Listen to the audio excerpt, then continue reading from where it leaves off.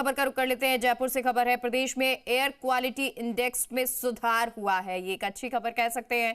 प्रदूषण के मीटर में राजस्थान रेड जोन से बाहर निकल आया है और आज राज्य का एक भी जिला रेड जोन में नहीं है। 10 रेड जोन वाले station orange, yellow, green zone में आए हैं। तो प्रदेश के एनसीआर क्षेत्र की तस्वीर बदल गई है। पहले सबसे ज्यादा प्रदूषण यहीं पर था, अब सबसे कम अलवर में AQI 99 यानी 99 है, तो वहीं भरतपुर में AQI 89 यानी 89 है और दोनों जिले ग्रीन जोन में हैं। भिवाड़ी में ऑरेंज जोन के साथ 203 AQI है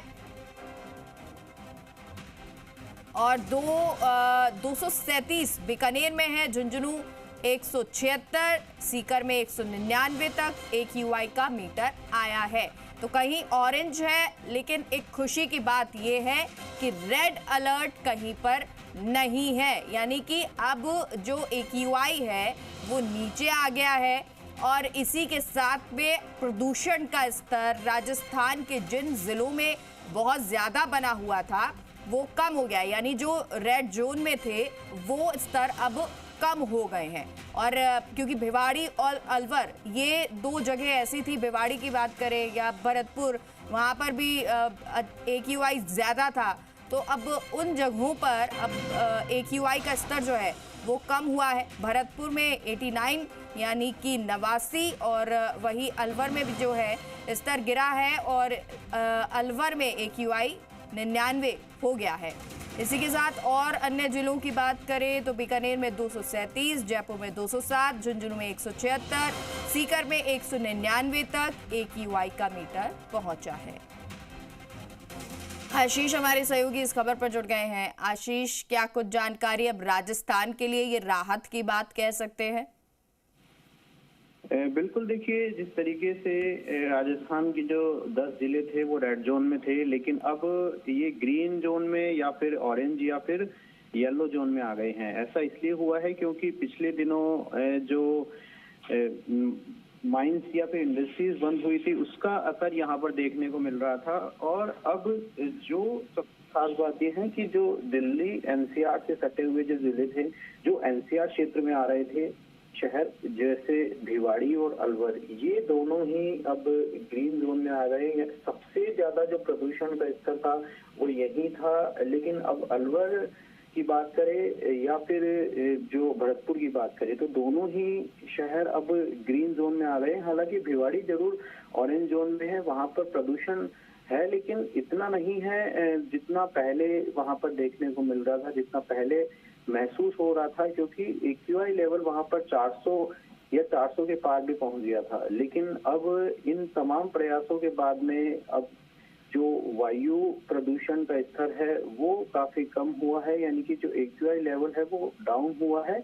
और आने वाले दिनों में भी हो सकता है कि इसी तरह की तस्वीर वहां से निकलकर सामने आए, इसी तरह की जो AQI इंडेक्स है वो हमें जानकारी मिल पाए। देखिए, क्योंकि इसका असर इसलिए भी हो रहा है क्योंकि सुप्रीम कोर्ट ने ये कहा था कि जल्द से जल्द जो है इसके लिए तमाम तरह की जो उपाय हैं वो किए जाए।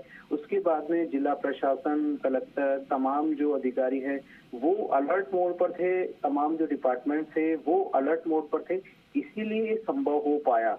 लेकिन आगे कैसे ये कंटिन्यू रखना होगा, ये भी प्रदूषण नियंत्रण कंट्रोल बोर्ड के लिए बड़ा चैलेंज होगा, क्योंकि शहरी इलाके हैं जहां पर इंडस्ट्रीज हैं, जहां पर माइंस है, वो फिर से शुरू तो होगी, लेकिन कब होगी इसका अभी नहीं है। लेकिन जब शुरू होगी तब एक बार फिर से प्रदूषण का खतरा वहां पर मंडराने लगेगा। तो इसीलिए जो व्यापक जो उपाय हैं वो भी इन्हें किए जाने चाहिए ताकि जो प्रदूषण का स्तर है वो काफी सुधर सके। और राजधानी जयपुर की बात करें तो वहां पर भी जो ऑरेंज जोन में अब आ गया है, यानी कि जो लगातार जो प्रदूषण का स्तर है वो लगातार गिरता बढ़ता चला जा रहा है।